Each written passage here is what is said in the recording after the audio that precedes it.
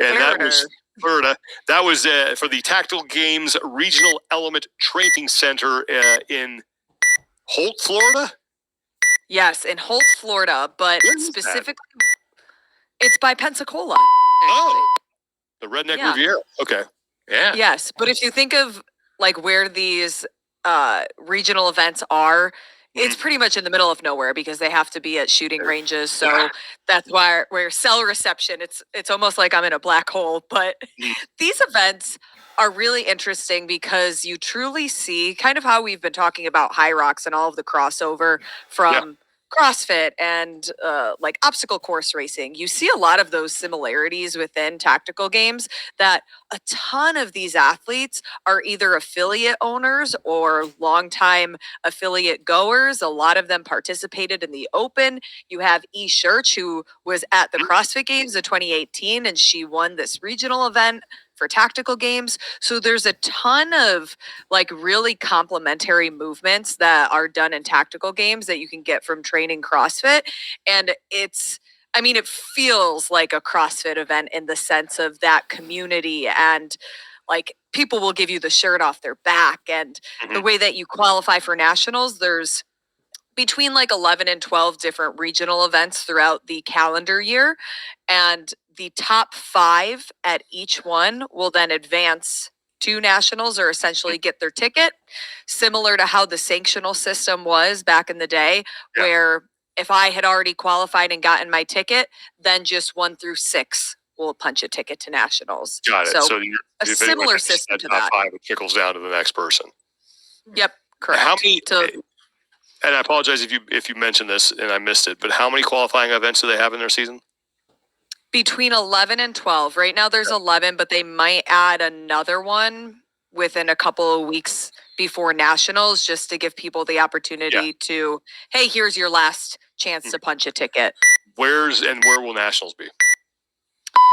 Nationals will be in Texas at the Staccato Ranch. That's kind of the hub that they're based out of.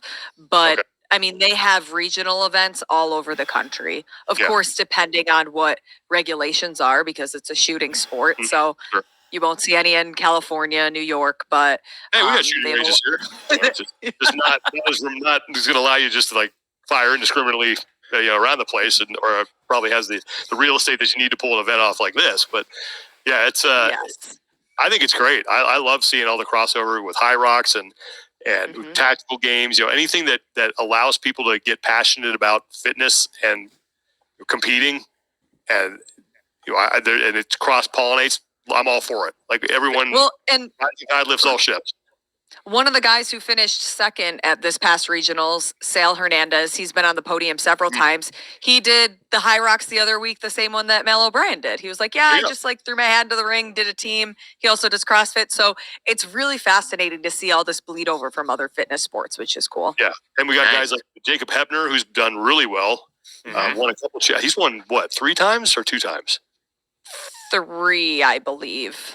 And then, Jason Khalipa wanting to get involved. Saxon Panchik. Yeah, I think it's great. I love it, and it's and we're going to be talking about it more because it's just there's a lot of members of our community who are starting to dip a toe into that, and I really look forward to. I want to see an event. So they look like a lot of fun. I would bet that you could probably pull one off in San Luis Obispo. They have a pretty extensive range down there, including long distance rifle, and there's also just rolling hills out there too. That it's going off at the ranch. Yeah.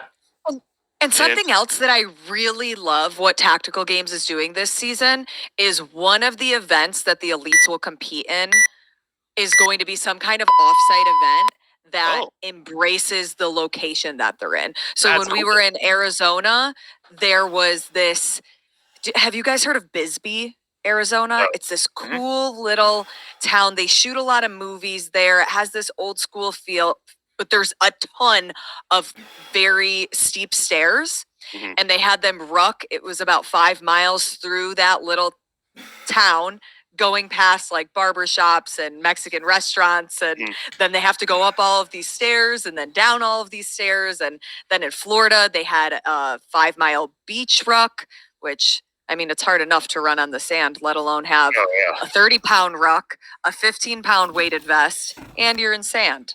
So, yeah, dang. Hey, All right. when I run R.I.P. calves and feet. Yeah. I was going to make a Bisbee joke, but I'm not going to do it. I was gonna say, you see them rucking, and then me and Sean are just in the background in the Mexican restaurant, just hammering down, Throw shoveling chips into our mouth. mouthful of flautas.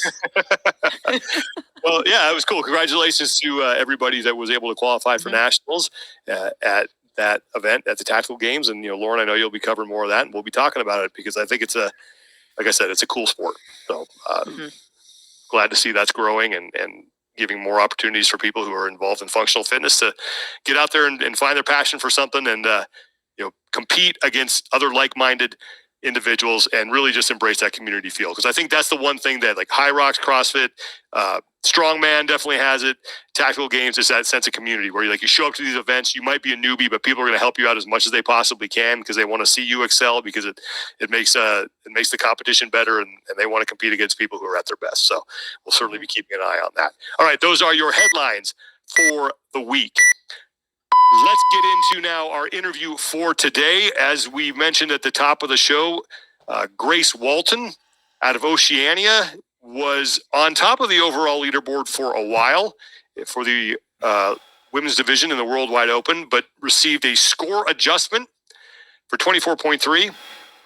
And now she sits in second place overall behind Miriam Van Roer. Still extremely impressive performance, Tommy, for an athlete who I think most people got their first real good glimpse of a couple months ago at Wadapalooza.